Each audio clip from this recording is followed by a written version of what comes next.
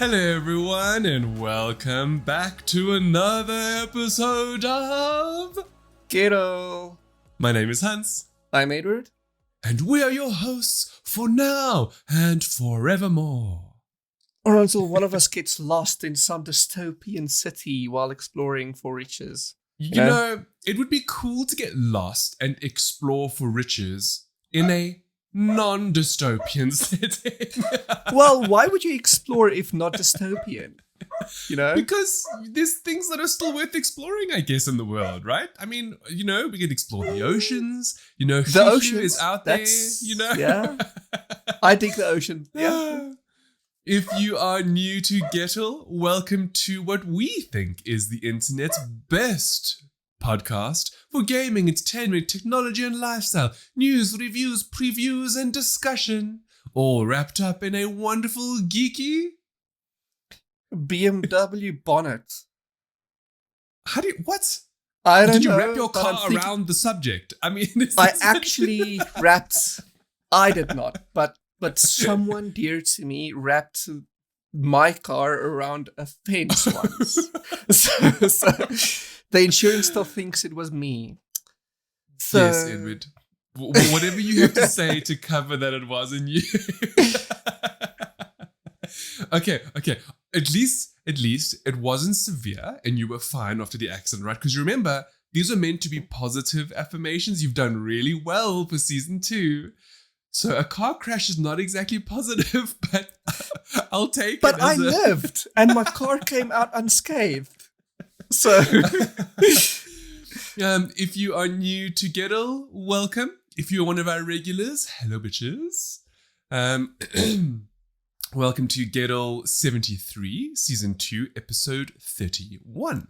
And as we alluded to in our previous episode, this week is filled with breathing through your butts, how the sun makes you sexy, and the possibility of a dystopian future. Oh, well, I mean, that one is a bit of a given.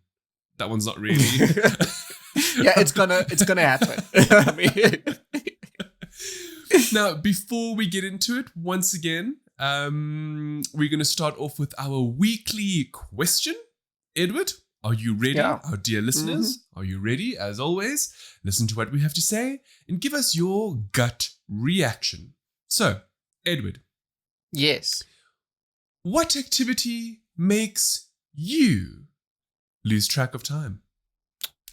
Losing my watch. Oh my gosh, that is... You know, I know you're getting married, okay, but you don't have kids yet. So can you just lay off the dad jokes? But for real though. Honestly, come on, this one should actually be so easy. It should be easy, but it's not because I don't focus on these kinds of things. So all the funny things like sleep. Obviously, because that makes you lose track of time. Yeah, okay, obviously. Out of the way. We're talking about real, like, what would you invest yourself in or what do you really enjoy that just makes you, you know, you look down and then you look up and boom, it's like 5 hours have gone by. I would say gaming, but it depends on the game. It depends on the game. Thank you.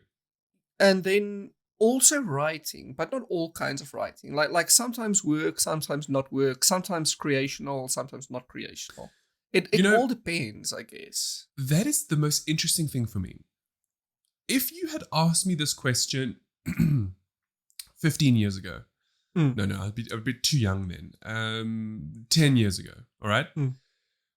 I probably would have said gaming, obviously. Because even today, it's still one of the things where if I'm really enjoying it, you know, before you know it, like 3-4 hours have gone by. Okay, that's generally the case for things you enjoy, right?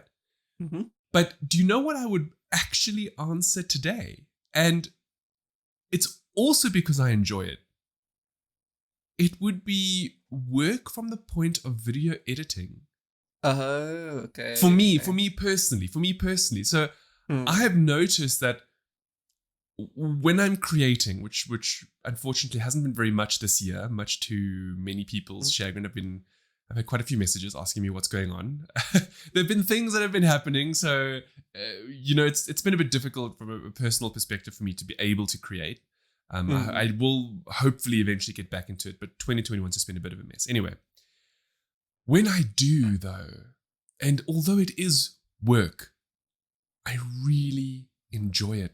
I've found myself often just coming to my desktop, sitting, start editing, and I'll look up and like 3 hours have gone by, but it feels like half an hour. And I've especially noticed that in the evenings, where like, let's say I'll finish dinner and I'm like, oh, you know what? I'm just going to fix that one thing that that has been irking me at the back of my that mind. Little just fix that one little, and then I'll look down and then I'll look up and it's like 11:30 and I'm like, where did the last 3 hours go? Because I'm pretty sure it, anyway. So for me, I guess it's the love of creating. And I found also that would extend not just to video editing, but also just in general creation. So Edward knows this very well. And for those of you who have followed Vamers.com for many years now, there are a few things in there, because I find like Vamers is a bit of a creative outlet for me. So I don't necessarily lose time with writing, but I will lose time for creating the banners. Or whenever we do a playlist article, for example, I thoroughly enjoy creating those artworks.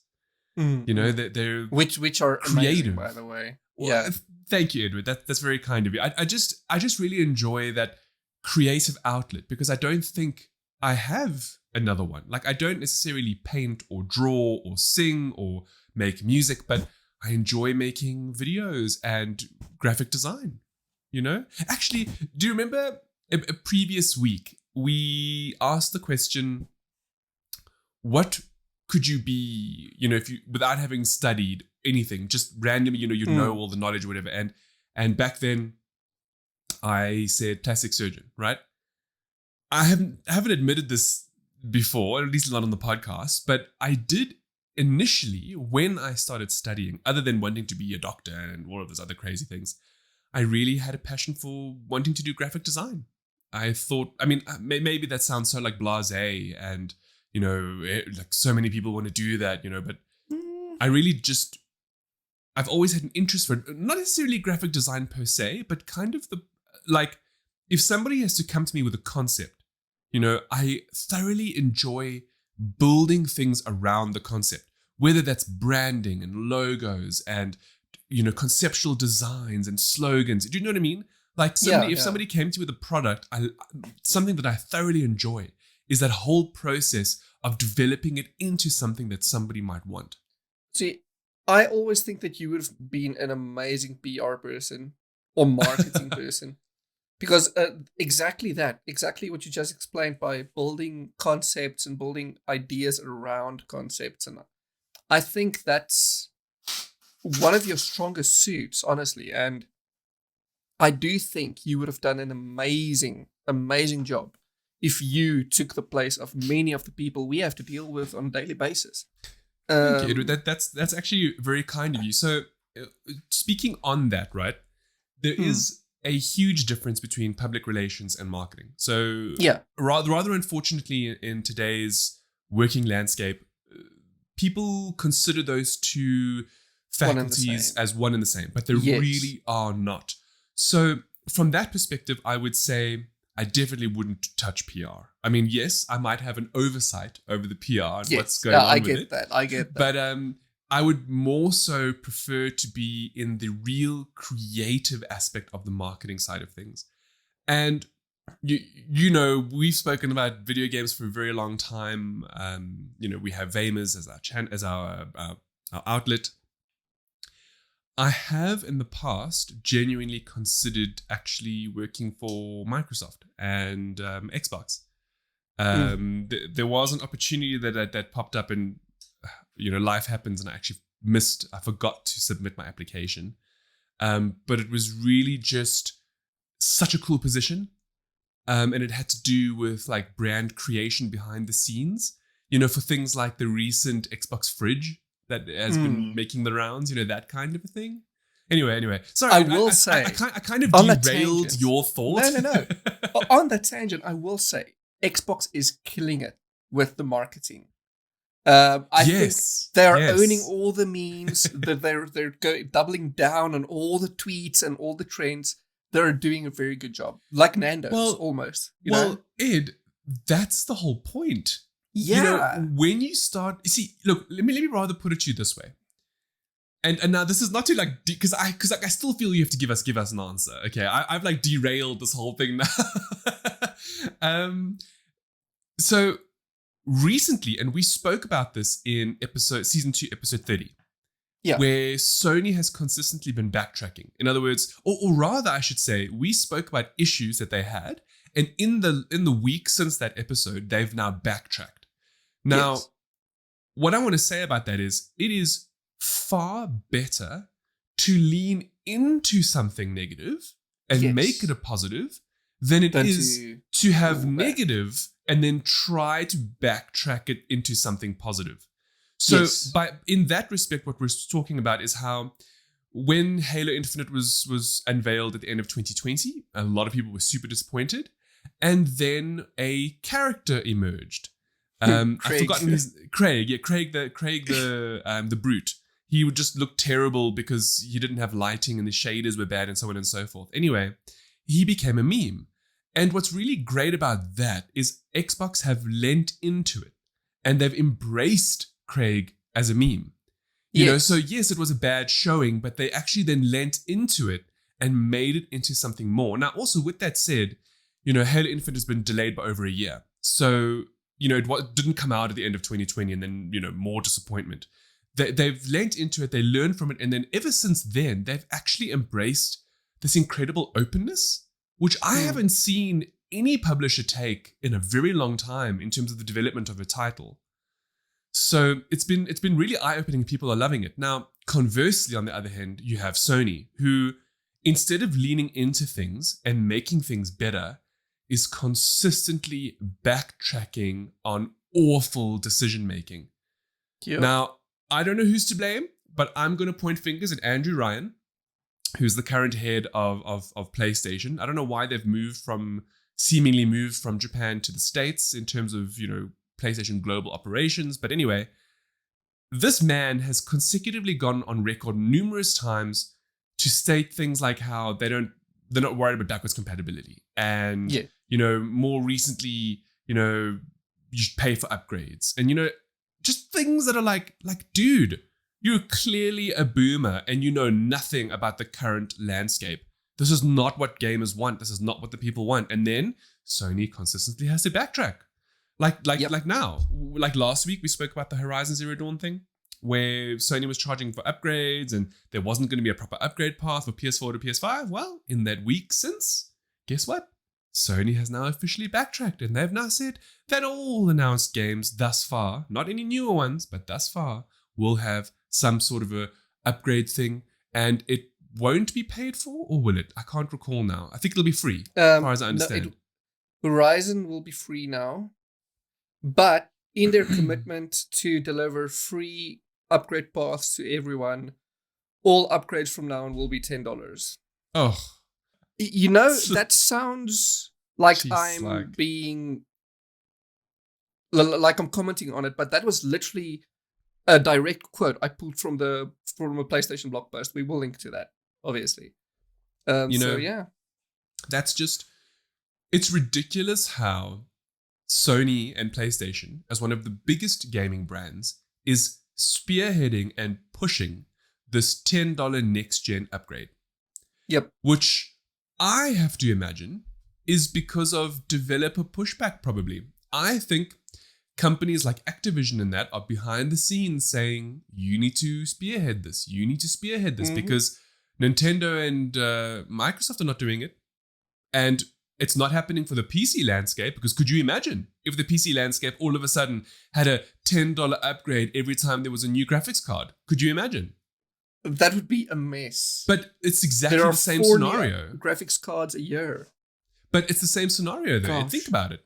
I mean, imagine now developers are like, oh no, development costs are increasing because there's new graphics cards. So every year there'll be a $10 increase. It's exactly the same thing. What makes PlayStation so special that they need an extra $10 more for PlayStation 5 development?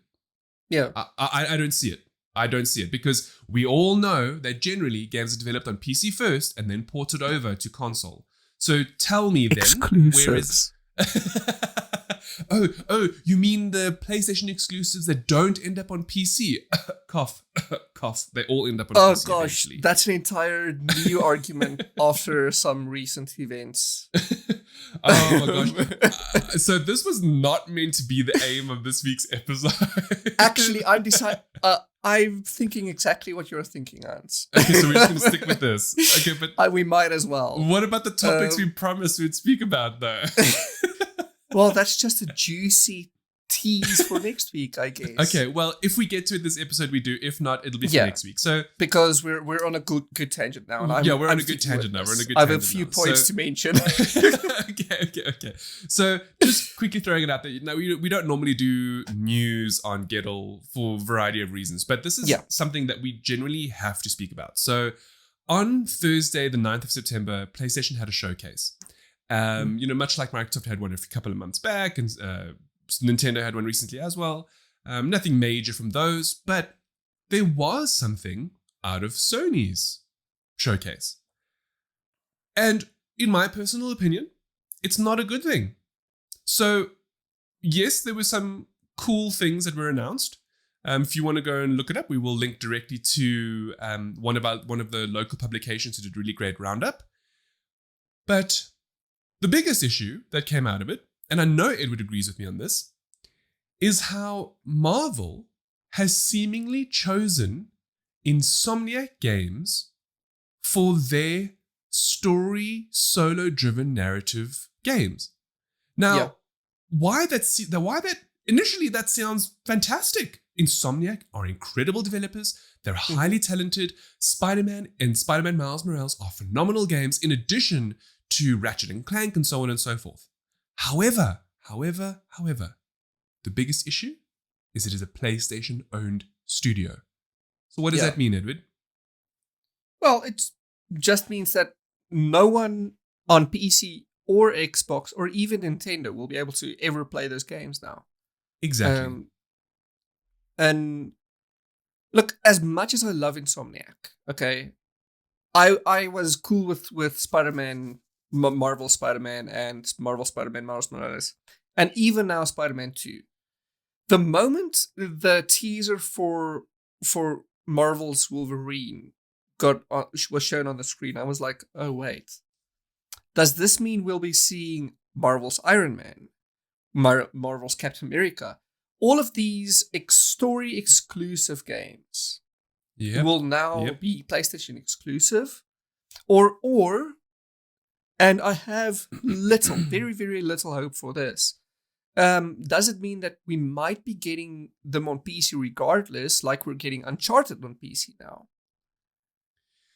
So I'm hoping so.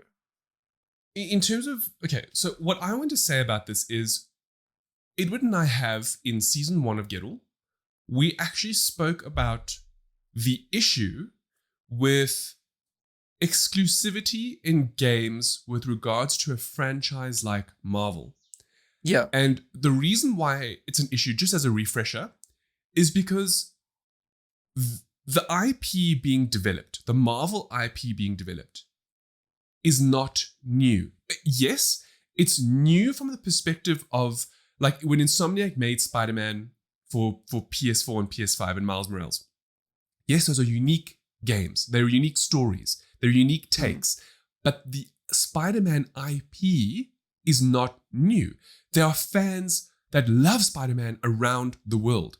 So when it was announced that Marvel's Avengers, the video game, would have exclusive DLC for just PlayStation owners that is Spider-Man related, we had a real issue with that because that cuts out fans on other platforms.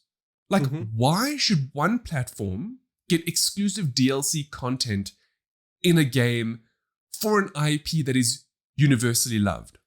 Yeah. Now, that argument is slowly filtering through to the announcement of Insomniac taking on a Wolverine game from Marvel's universe. This is because Wolverine, as part of the X-Men, is beloved. He's one of the biggest and most popular X-Men characters. So now you mean to tell me that Insomniac, a PlayStation-owned studio, is developing a game based on an immensely popular character from an immensely popular franchise exclusively for one single console? Yep. You see, now, generally speaking, exclusives are a thing in the gaming industry. We know this, you know this, it's one of those things. However, this is somewhat different. You're taking a beloved character from a world-renowned franchise and locking it to a single system. Yes, I understand PlayStation 5 is currently the best-selling system at the moment, and it most likely will be for the foreseeable future, so perhaps from a financial perspective that makes sense. But do you know what makes even more financial sense? Releasing on multiple platforms, even if that means just PC. Mm. Yeah. Anyway, Edward's thoughts? I mean... The thing is...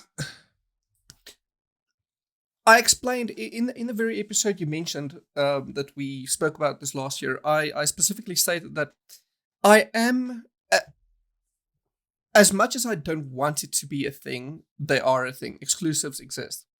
I am okay with single game exclusives. Okay, I said as much, and I still am. But when DLC is concerned, DLC should never be a console or a platform exclusive. Yes, agreed. Fine. Okay, but Now we're seeing this sudden increase in universal, as you said, IPs and licenses and franchises being exclusive to one platform. And in a way, that's worse than even the DLC, I would say. Because, as you said, now they're segmenting the fan base.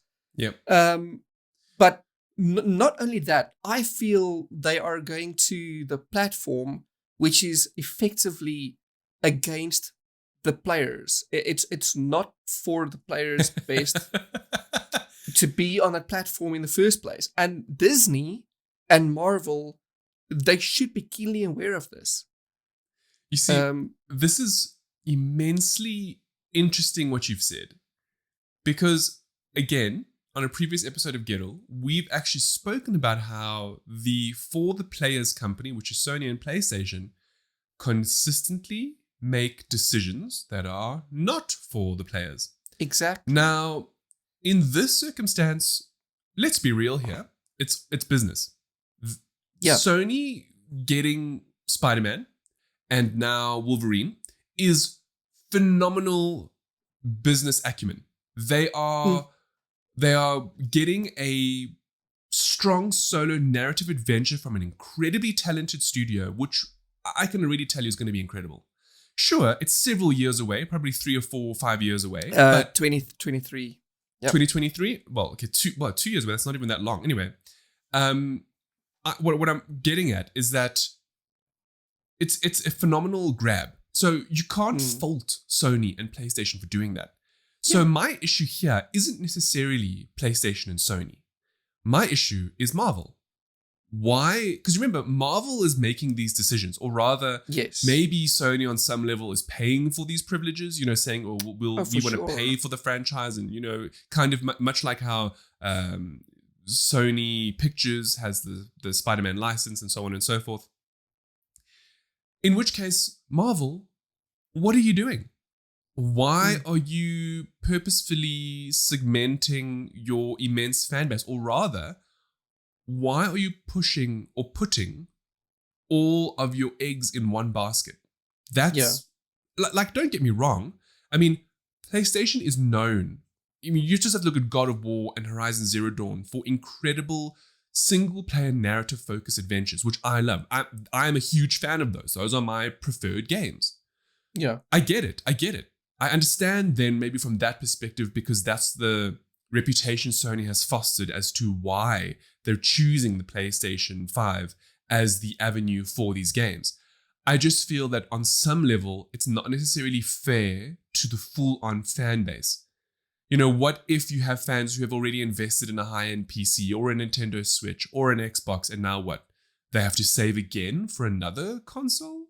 Or is Marvel now just saying, well, actually, you should have a PlayStation from the beginning, and that's that? It's a bit of a strange... It just seems strange to me. Now, this makes me then think of Jason Schreier's book, Press Start. Oh, yeah. And I've forgotten the one that I'm actually reading at the moment, the more recent one. Anyway, in this book, and it's absolutely exceptional, by the way, he speaks about game development. And one of the most interesting passages that came about was how Disney was influencing the creation of Epic Mickey and Epic Mickey 2, which came out for, I think it was the Nintendo Wii or one of the Nintendo consoles eventually. And it all was about how the Disney executives, which bear in mind, they own Marvel now, right? As Edward was saying, were only interested, at the time in any case, in making mobile games because that's where they felt the money was. So therefore, they didn't get as much funding as they needed for Epic Mickey, and it was a huge development turmoil, and it just ended up not being as good as it should have been. And now I have to wonder if maybe somehow the boomers who are leading this operation are slowly changing their mindsets and are picking a major console. And in this sense, they've picked PlayStation because they have the biggest and most loyal, it's seemingly loyal user base. And then, of course, a talented studio. So, maybe from that perspective, they've finally changed gears and realized what they actually need. But then again, at the same time, you're excluding other people. Look, I don't know. I don't know what the rationale is behind it, but I am actually genuinely very curious. And I wonder if this will come out in several years from now. Well, I bet it will, honestly. The thing is, say what you will about exclusives and the whole red tape thing surrounding that. I do feel, and it must be said, Insomniac is an amazing studio. I'm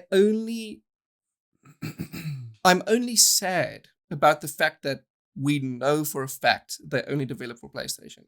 Why? Because they are a first party development studio. Yeah. As I said, though, I do hope Sony is kind of doubling down on the fact that they are bringing most of their previous exclusives to PC now. And maybe we'll see this on PC in the future. I don't think it'll be at launch. Look, obviously not. No, it will be like, look at how Uncharted 5 is only. Oh, sorry, is it Uncharted 4? Yeah, 4 or 5. It's the entire collection. Yeah. So that's been what, like 3 years. So it's taken some time 3 years from being on the console to coming to PC. Yeah. So it apparently they are double downing on their PC strategy, but as you've said, it won't be a day and date release. It'll maybe be like 2 or 3 years later after having launched on PlayStation. Again, I have to wonder, is that really in Marvel's best interest? Because to me, it really just seems like PlayStation's best interest. Exactly. And on top of all of that, it's actually funny how the games who seem to be made for multiplayer and for not necessarily playing with friends, but the games that seem to be not as story focused, like Avengers for one, I guess. And that's the recently announced Midnight Sun, which is an XCOM meets Hearthstone, RuneScape Legends kind of thing. And also Guardians of the Galaxy. Those are not platform agnostic titles. And I think it's all Disney. I think this is all Disney running things. Those are platform agnostic. So sorry. Yes, they are. Yes, they're appearing on multiple platforms. Whereas this one, which is a solo narrative adventure, is not. Yes. Now I'm thinking that they're playing the cards very, very well. Mind the pun. In terms of they know where the money is, and they know which kinds of platform users will spend which kinds of money. That's premium currency, that's battle passes, what. So I think maybe maybe they believe that Sony players, they don't do the battle pass thing, they don't do the season pass, they do the one-time purchase story-focused game, and that's it. Or conversely, let's play devil's advocate here quickly, right? Yeah. Let's just assume they wanted to create the best narrative adventure. So there's no issues here about where it's going to be. They just want to make the best single-player narrative adventure possible for Wolverine. Sure. Okay. In that respect, absolutely. 100% Insomniac. 100%. Because the Spider-Man Miles Morales was the fastest and biggest selling title on PlayStation 5 for a long while. Until Last of Us came along. No, PlayStation 5. Oh, so, okay, yes, it was big on PlayStation 4. But what I mean is the Miles Morales upgrade for PS5 was also the best-selling purchase on PS5 for a long period of time. What you're saying. And what I mean by that is because PlayStation 5 is only 7 months old, 8 months old. So that's actually an incredible achievement. So naturally, you're going to look at that and you're going to think to yourself, okay, the player base is there. The player base that is on PlayStation likes single-player narrative adventures because that's allegedly PlayStation's bread and butter. You know, God of War, Horizon Zero Dawn, The Last of Us, and so on and so forth. So it makes sense. But also, PlayStation is the only one right now pushing more money for remasters and repeats of games and upgrades of games. So which place is going to give you your biggest bang for buck? Probably the PlayStation audience, because let's assume a Marvel game a Marvel single-player narrative adventure was being developed by an Xbox studio. You know, day and date, that's going to be on Game Pass. Yeah. So it's entirely possible that Disney, which we all know is quite a money-hungry company, might be looking at that and thinking, well, you know, as cool as that will be from an audience proliferation perspective, we actually want the money. You know, we want to show a fiscal positive for this game that we're investing in and that is going to be released. And what better platform to do that on than on PlayStation? And I don't know if that's really a positive. As a gamer, as someone who has to spend money on video games, which are increasingly expensive. I mean, I just saw Call of Duty Vanguard, which is the next Call of Duty update, for 2,000 Rand on the store. Sure, that wasn't the basic edition, wasn't the standard edition, but 2,000 Rand? I think the base edition was like 1,500. I'm just like looking at that and I'm thinking, this game better bloody well be worth it if I'm going to be spending 1,500 Rand on it. Okay, which is more than like 100. Yeah. The question is, does it include the season pass? You see, look, don't get me wrong. So I understand paying for a good narrative adventure, like buying The Last of Us 2, for example. That was a phenomenal game. Yeah. Sure, I only played it once, but that story, it still has stuck with me. And we dedicated a huge episode to it in season 1. And that I would pay for again. Like I understand paying for content like that, like how you'd pay to watch a movie, right? I get that. But then again, at the same time, I'm a bit like, wouldn't you want maximum exposure? Exactly. You see, so maybe this is the thing. Maybe as much as gamers love Game Pass because it's got a lot of value, maybe that dissuades from studios wanting to publish single-player narratives. That's my purely because, you know, if you have something like, take Avengers, right? Marvel's Avengers, that's on Game Pass. That's a multiplayer title. That has a season pass that you can buy. That has cosmetics that you can buy and so on and so forth. So that makes more sense to be free on Game Pass because there is an additional premium current seasons. There's an avenue for revenue.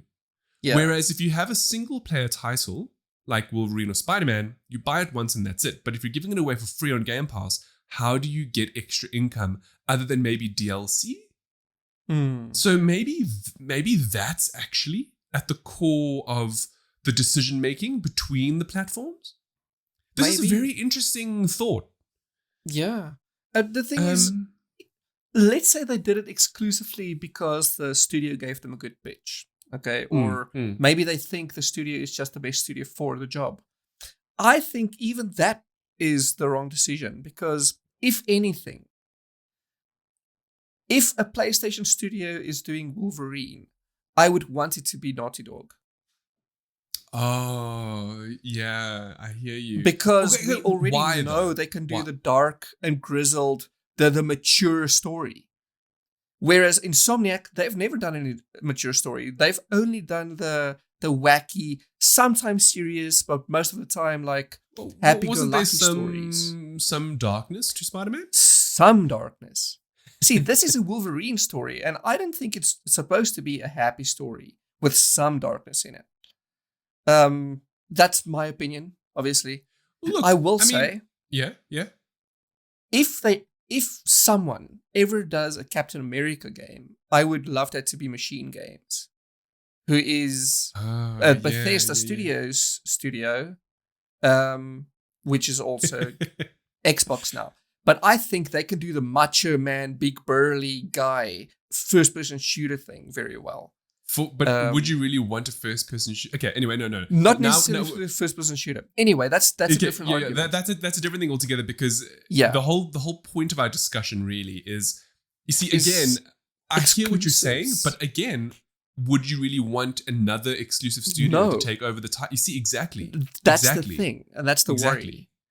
Look, personally, as an owner of a PlayStation 5, I know Edward also has a PlayStation 5, I'm genuinely very excited for this.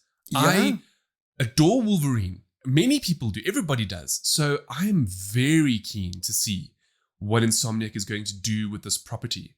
And I hope it is gory and suited to who Wolverine is and not some PG-13, oh well, there we go, like the recent Venom movies, okay? Oh yeah, I forgot the Venom Let There Be Carnage will be a PG-13 movie. Oh, wow. Okay, so this was totally not the discussion I was planning to have with you today, Edward. No.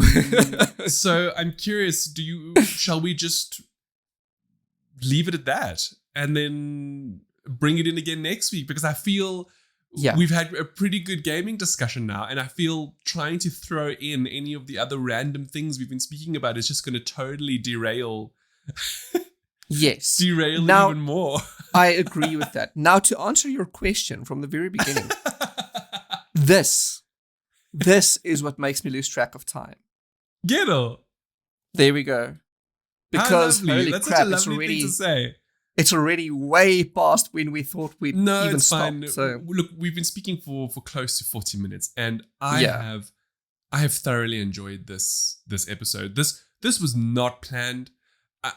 We alluded to it last week. I alluded to it at the beginning of this episode, how we have butt breathing and dystopian futures, which are a lot of waiting things. in the wings We keep pushing to them speak back. about. But okay, promises. We will definitely speak about these next week. Okay, it was just that, Edward and I, we decided not to speak about what we spoke about today. Yes, we literally spoke. We sat down and we had an active discussion about not having this discussion. But then, obviously, as we were talking about what made us lose time, and it ended up being video games, because we both have quite a passion for it. It just made sense to really speak about this, and the future of the industry. Like, what does this mean? And look, overall, I suppose it's not the worst thing in the world that Insomniac has this license, because we know they're going to do a fantastic job. Yes. It's just more so the broader implications of what this means for the industry as a whole. Because now if you're starting to give beloved global IPs to exclusively developed studios, or studios that develop exclusively for single machines, what does that really mean for the future? Now, we know Sony loves doing the exclusivity thing. They did it for Deathloop, despite the fact that Microsoft now owns Bethesda. And, Microsoft is upholding that agreement for obvious reasons, because if they had to break it, there would be fines to pay most likely. Yeah. But, there's more. So, one thing we haven't spoken about is Knights of the Old Republic. So there is a brand new remaster of the game coming out, and it's going to be a console launch exclusive. So again, Yes. much like Deathloop's exclusivity, it'll probably be 6 months to a year before it goes anywhere else. Yeah. Now, KOTOR is very much an MMO. Yes. So, well, no, it's a RPG. well, I mean, it's an RPG. It's more an RPG than an MMO. I mean, RPGs don't have a shelf life. Look at Skyrim. Skyrim is still going years and years later, and everybody wants KOTOR. So sure, it might drive more people to the PlayStation in the short term, but in the long term, because I'm almost 100% positive that's going to land on Game Pass. I can tell you now, Microsoft is just going to look at that and they're going to be like, okay, we'll pay however many hundreds of thousands for day one Game Pass a year later, because it's a year later. So it's not exactly going to be a brand new thing. So why not throw it on Game Pass? You know, and maybe by then there'll be DLC that people can buy. So it's there's the revenue stream and so on and so forth. Exactly. And knowing it'll be on PC within the launch window as well. I mean, that doesn't exactly make... Yeah, it's being said that it's going to come to PC as well. Oh, but it's only a console exclusive. Now, knowing that obviously makes it even less lucrative for PlayStation. So this is kind of the only card to have in terms of KOTOR. I don't know. It's weird that they're getting all of these exclusives, which makes, as you said, good business sense. But excellent business sense. Excellent. You can't fault them for this. It doesn't give you good faith about the company, though, does it? Oh, but Ed, come now. We've mentioned this early on in the episode. Do you really look? At the end of the day, this is a conglomerate. It is a company that is out to make a profit. Yeah. You know, the illusion that they care is assuredly breaking down, especially in 2021, with all of the decisions that they've made, like with the upgrade fiasco and the consistent $10 upgrades and so on and so forth. It's quite obvious, and you know, the not wanting to do crossplay, it is quite obvious they don't actually care about their audience. Now, don't get me wrong, this is typical for every company. I'm not just saying that this is Sony now. Even this is Microsoft, this is Nintendo, this is all of them. They generally all care about their bottom line. All right. With that said, in the last year and a half, I will say Microsoft have made great strides to make you feel like you're being cared about. More so than Sony. I would actually say conversely, Sony's facade is breaking slowly with all of these decisions and then Backtrack. Like, we don't care about past titles. Oh, we're going to give you backwards compatibility. You need to pay for your upgrades. Oh, actually, we're going to make upgrades easier for you because we did promise that before. Do you get what I'm saying? So more so the facade of Sony caring is slowly waning, whereas Microsoft appears to be building that up, you know, with... I'm not going to lie, as I'm a huge fan of Game Pass. Every time I hear something about Game Pass, I can't help but like, it's just an incredible service. Anyway, I'm not going to get too much into that, you know. It's just very interesting for me. I'm very curious to see what's going to happen in the future of the video games industry and how things like I generally have to wonder if Game Pass is maybe one of the reasons why Marvel didn't look at Xbox for this kind of a release, you know? Or if maybe it really was just the first-person narrative focus and success of Spider-Man that pushed them in that direction. Maybe. You know, it's kind of like, you know, if something does really well, like if a company does something really well and they can prove, so like Insomniac can prove that they've done very well. Best-selling game on PS4, best-selling game on PS5, why wouldn't you give them another game? Exactly. You know? Yeah. In that sense, it makes sense. It's all about business. You know, so you see, we initially approached this, and I know Edward and I have very strong feelings about this because we're gamers. We like all the platforms. We own all the platforms. You know, it's not really about having a platform preference. And in any case, if it was, it would probably be PC. So, you know, that's not even about which console is your favorite, you know? So, you know, looking at it like that, like, yes, we want the games, but also we're in a very privileged position of often having access, first of all, to all the different consoles, which most people don't have. And then secondly, maybe if we're so lucky, receiving code instead of having to buy. We're lucky, we're privileged in that sense, which many people aren't. So if you think about it from a more of a layman's perspective, someone who's not in an industry like this, it's a very interesting turn of events, what's going on. Like imagine, you asked for an Xbox Series S or X for Christmas, and now there's news of a Wolverine game. What does that mean for you? That means that, well, in the next 2 to 3 years, you better save for a PS5. Yep. Assuming, of course, you're a fan, Yeah, it's just weird. It's weird to all of a sudden see all of these Marvel entities on one single platform only. That's it. Or rather that there's a seeming preference towards singular platform. Yeah. I do feel we're going to most likely have this discussion again in a year or two about Xbox. Yep. Maybe. I think so, because I stand to be corrected, but I have heard rumors, and I think it has been confirmed, that there is an Indiana Jones title, which is going to be exclusively developed by an Xbox studio. I suppose the biggest difference with an Xbox studio developing something is that it's going to come out on PC and Xbox. That's the difference. So the market opens up ever so slightly, but it doesn't make it right though, because obviously you're excluding others. Anyway, I believe that is the end of the episode, Edward. From a time and internet connectivity perspective, we're gonna call it quits. Gosh, it's actually bad. Right at the end. It's good timing. For those of you who joined us for this episode, we know it wasn't what you were expecting, and we hope we didn't lead you astray. And I'm going to once again be repeating myself again, but for season 2, episode 32, we promise, pinky promise, we will be speaking about breathing through your butt, dystopian futures, and how the sun makes you sexy. Tune in for next week when that doesn't happen. Oh my gosh, thank you, Ed. I thoroughly enjoyed myself. For those of you who listen, thank you once again for always tuning in. We really enjoy it.